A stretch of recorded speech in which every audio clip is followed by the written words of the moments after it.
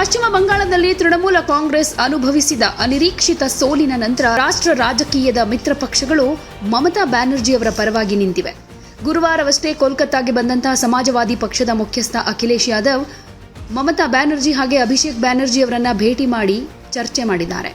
ಈ ವೇಳೆ ಅಖಿಲೇಶ್ ಆಡಿರುವ ಮಾತುಗಳು ಈಗ ರಾಜಕೀಯ ವಲಯದಲ್ಲಿ ಸಂಚಲನಕ್ಕೆ ಕಾರಣ ಆಗಿದೆ. ಅಖಿಲೇಶ್ ಯಾದವ್ ಅವರನ್ನ ಅತ್ಯಂತ ಆತ್ಮೀಯವಾಗಿ ಮಮತಾ ಬ್ಯಾನರ್ಜಿ ವೆಲ್ಕಮ್ ಮಾಡಿದ್ರು. ಮೂಲಗಳ ಪ್ರಕಾರ ಮಮತಾ ಅವರ ಕೈ ಹಿಡಿದು ಮಾತನಾಡಿದ ಅಖಿಲೇಶ್, ದೀದಿ ನೀವು ಸೋತಿಲ್ಲ, ನೀವು ನಡೆಸಿರೋ ಹೋರಾಟ ಅದ್ವಿತೀಯ ಅಂತ ಧೈರ್ಯ ತುಂಬಿದ್ದಾರೆ. ಹಾಗೆ ಟಿಎಂಸಿ ರಾಷ್ಟ್ರೀಯ ಪ್ರಧಾನ ಕಾರ್ಯದರ್ಶಿ ಅಭಿಷೇಕ್ ಬ್ಯಾನರ್ಜಿ ಅವರನ್ನ ಅಪ್ಕೊಂಡು ಅಖಿಲೇಶ್, ನೀವೆಲ್ಲರೂ ಎದುರಿಸಿರೋ ಈ ರಾಜಕೀಯ ಯುದ್ಧ ನಿಜಕ್ಕೂ ಶ್ಲಾಘನೀಯ ಅಂತ ಮೆಚ್ಚುಗೆ ವ್ಯಕ್ತಪಡಿಸಿದ್ದಾರೆ. ಬಿಜೆಪಿ ವಿರುದ್ಧ ಪ್ರಜಾಪ್ರಭುತ್ವದ ಹತ್ಯೆಯ ಗಂಭೀರ ಆರೋಪವನ್ನು ಕೂಡ ಮಾಡಿದ್ದಾರೆ. ಬಂಗಾಳದ ಫಲಿತಾಂಶದ ಬಗ್ಗೆ ಅನುಮಾನ ವ್ಯಕ್ತಪಡಿಸಿದ್ದಾರೆ. ಬಿಜೆಪಿಯಷ್ಟು ಪ್ರಜಾಪ್ರಭುತ್ವಕ್ಕೆ ಹಾನಿ ಮಾಡಿದ ಪಕ್ಷ ಯಾವುದೂ ಇಲ್ಲ. ಮಹಿಳೆಯರು ರಾಜಕೀಯದಲ್ಲಿ ಬೆಳೆಯುವುದನ್ನು ಬಿಜೆಪಿಗೆ ಸಹಿಸೋದಕ್ಕಾಗೋದಿಲ್ಲ. ಬಂಗಾಳದಲ್ಲಿ ಮತದಾರರ ಮೇಲೆ ಒತ್ತಡ ಹಾಕಲಾಗಿದೆ.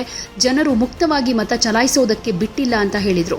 ಹಾಗೆ ಚುನಾವಣೆಯ ಸಂದರ್ಭದಲ್ಲಿ ಕೇಂದ್ರೀಯ ಪಡೆಗಳ ಅತಿಯಾದ ನಿಯೋಜನೆಯನ್ನ ಟೀಕೆ ಮಾಡಿದರು.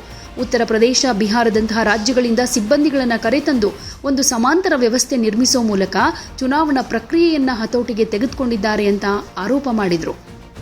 ಹಾಗೆಯೇ ಈ ಸಂದರ್ಭದಲ್ಲಿ ಒಂದಷ್ಟು ಗಮನ ಸೆಳೆದ ವಿಚಾರ ಅಂತಂದ್ರೆ, ಸೋಷಿಯಲ್ ಮೀಡಿಯಾದಲ್ಲಿ ಅನೇಕರು ಈ ವಿಡಿಯೋವನ್ನು ಶೇರ್ ಮಾಡಿಕೊಂಡು ದೀದಿ ಬಗ್ಗೆ ಒಂದಷ್ಟು ಮೆಚ್ಚುಗೆಯನ್ನು ವ್ಯಕ್ತಪಡಿಸ್ತಾ ಇದ್ದಾರೆ. ಯಾಕೆಂದ್ರೆ ಒಬ್ಬರು ಸಿಎಂ ಅಂದರೆ ಅವರ ಮನೆ ಎಷ್ಟೊಂದು ದೊಡ್ಡದಾಗಿರುತ್ತೆ, ವೈಭವೋಪೇತವಾಗಿರುತ್ತೆ. ಆದರೆ ದೀದಿ ಇದ್ದಂಥ ಮನೆ ಎಷ್ಟು ಚಿಕ್ಕದಾಗಿತ್ತು, ಎಷ್ಟೊಂದು ಸರಳವಾಗಿತ್ತು. ಹಾಗೆ ಬಾಗಿಲ ಮೇಲೆ ಸ್ವಸ್ತಿಕ್ ಚಿಹ್ನೆ ಕೂಡ ಇದೆ. ದೀದಿ ಮೇಲೆ ಯಾವುದೇ ಭ್ರಷ್ಟಾಚಾರದ ಆರೋಪಗಳಿಲ್ಲ.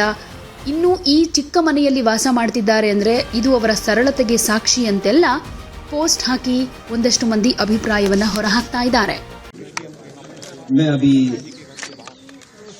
दीदी से मिलकर के आया हूँ. अभिषेक जी मेरे साथ हैं. हमें याद है जिस समय निष्पक्ष चुनाव हुआ, दीदी यहाँ की मुख्यमंत्री बनी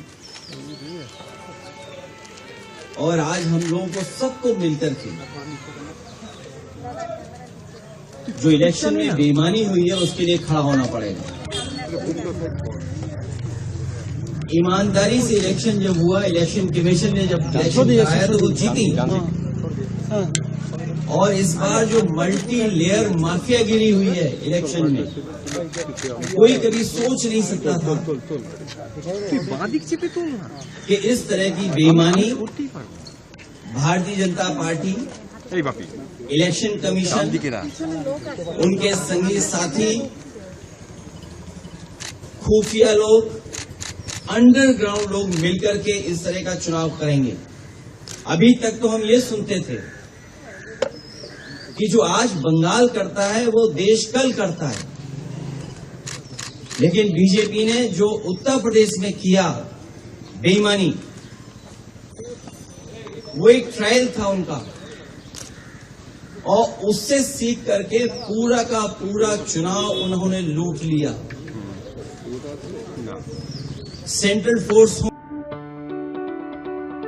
ಯಾವುದೇ ಸುದ್ದಿಯ ಅಪ್ಡೇಟ್ ಅನ್ನ ಮಿಸ್ ಮಾಡ್ಕೊಳ್ಬಾರ್ದು ಅಂದ್ರೆ ಈಗ್ಲೇ ಒನ್ ಇಂಡಿಯಾವನ್ನ ಸಬ್ಸ್ಕ್ರೈಬ್ ಮಾಡಿ. ನಿಮಗೆ ಬೇಕಾದ ಭಾಷೆಯಲ್ಲಿ ಎಲ್ಲಾ ಸುದ್ದಿ ತಿಳಿಬೇಕು ಅಂದ್ರೆ ಒನ್ ಇಂಡಿಯಾ ಆಪ್ ಅನ್ನ ಡೌನ್ಲೋಡ್ ಮಾಡ್ಕೊಳ್ಳಿ.